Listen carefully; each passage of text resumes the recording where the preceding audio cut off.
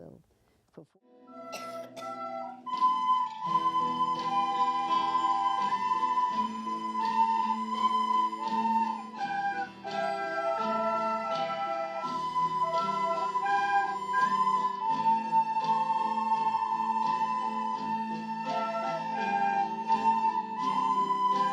My mother does live on. She lives on not just in memory, but in a lot of memories. And I think what I enjoy most about her legacy, if I may be that bold, is that everyone who has a story about her always has a smile.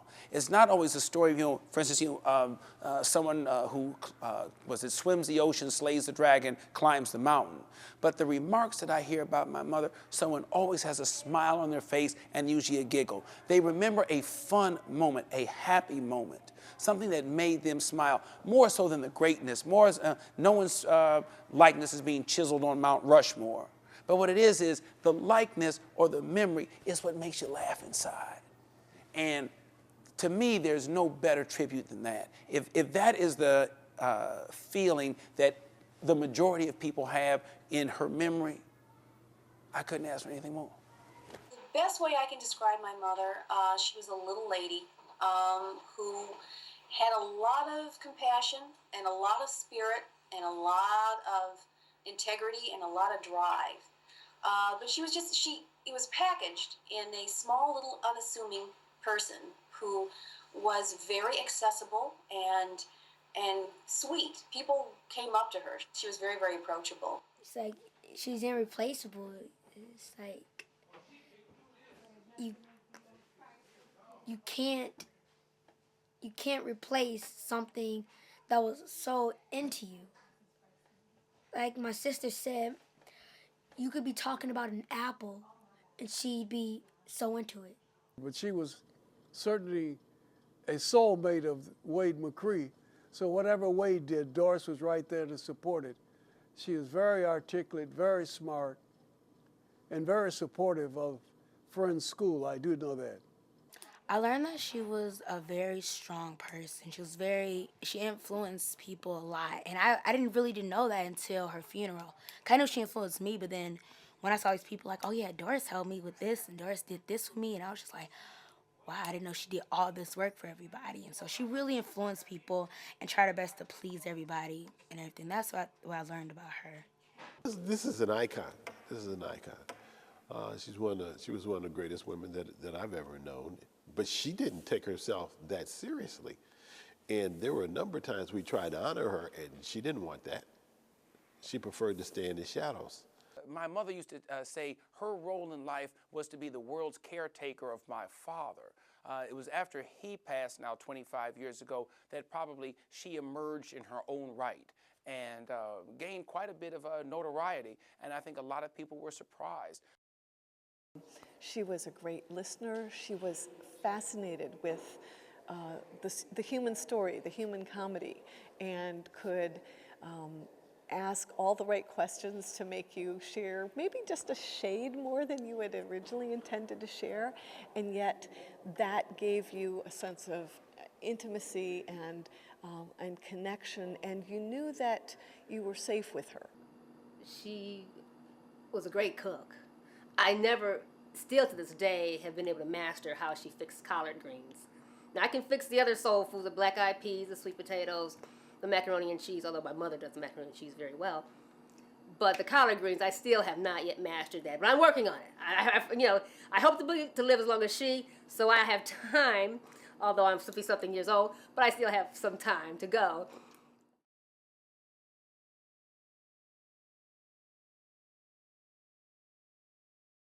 My parents had just moved from Boston back to Detroit, and my sister it was time for her to enroll in school. So they looked around and they wanted to find a really good school that was going to provide a lot of enrichment and a good curriculum and things like that. And my understanding is my mother went there and picked up the application, and my sister, there was a reading list over the summer, and there were exams and tests, and my sister passed all of those, read all the summer books, and was all ready to go to school. And then my mother drove my sister over to the school, and my sister was very excited about it for her little interview.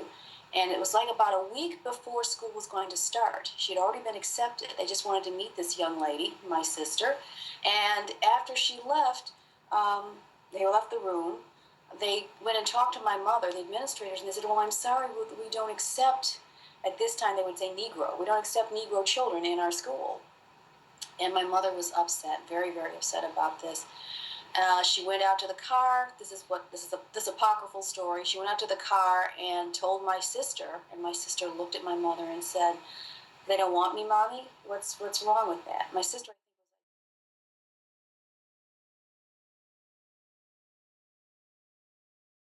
And so I think what I love about Friends School is that we've broken through those barriers. We have people who come here from across 8 Mile from, the west and from the east and from the south and from the north, and people that actually live here, and it is very harmonious. I think that's what really struck me when I first came here in 2006, that there was tremendous love here. So yes, it's great that people learn, but what do they really learn? They learn how to live, and they learn how to love, and they learn how to appreciate others and themselves, and they learn how to appreciate life. In any community, there's a certain amount of flux. People come and people go. But what I would say is that in the most essential way, we haven't changed, which is in our beliefs in people, the really strong sense of community that we have, no matter who the people are who are here. The teachers are invested, the students feel really, really secure here and can be who they are here, and our core values, our Quaker values. Friends School is like a big family. Everybody works together. We are a community, really, of people all working towards the same goal, where kids can feel comfortable learning and being who they are. Really, that, I think, even describes it better. A group of people, a group of individuals who feel free to express themselves in any way that they feel like they need to without fear of criticism or recrimination or any of those things that make you feel like you can't be who you are.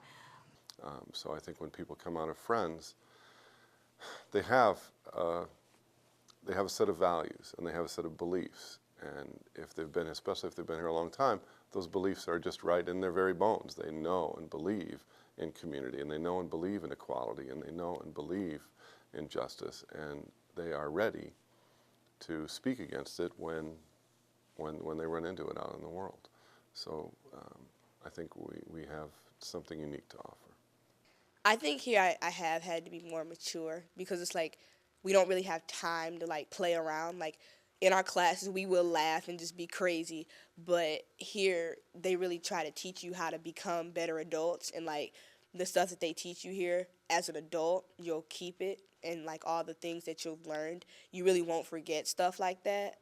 Bottom line, it's just a great environment that allows children to kind of spread their wings, and they're not restricted to such a structural type of attitude or thinking. They're allowed to kind of be open-minded, allowed to share about things that they know about religion. We're allowed to talk about religion, culture, different backgrounds. It's interesting because I've always said there's a lot of familiarity between the students and the teachers.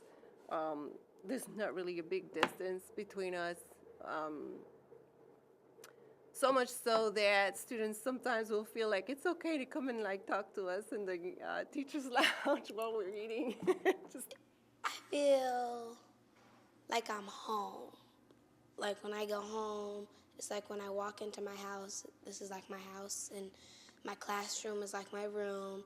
This is like my living room, and the office is like my mom's room, which I'm not allowed to go in that much, so. It's very close-knit. That's the spirit. It's very happy. There's a lot of humor. Oh, Romeo, where from? Oh, say that line. That is the most, hey, Sean. That is the most famous line in theater ever. Okay, shh. All right, here we go. Say it like you mean it. Romeo. Hey, open up. Open up. Okay, here we go. You gotta let him. Okay, there you go. Ready? Say it. Oh, Romeo, Romeo, wherefore art thou, Romeo? Did I, thy father, refuse thy name? I like Friends School because we all teach each other things. We love each other. We share peace with each other. And all the teachers are nice to us, and they share peace with us. And they're able to relate with all the students, no matter how young or old they are. I like French school because, like, there's lots of activities, and some days they're hard for me, but other days it's probably like French school is probably the best school I've ever been to.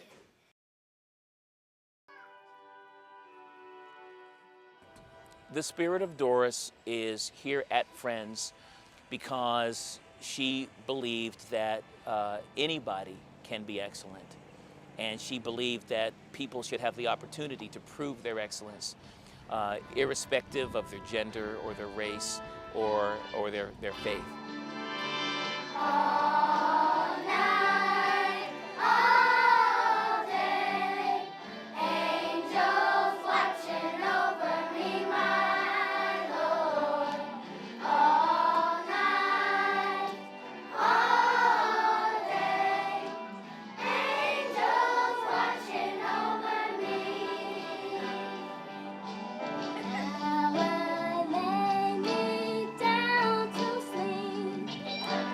Angels watching over me, my Lord. Pray the Lord my soul to keep. Angels watching over me. Doris is an angel because angels encourage us and help us in unseen ways. And even though we don't see her now, she continues to help us and encourage us today.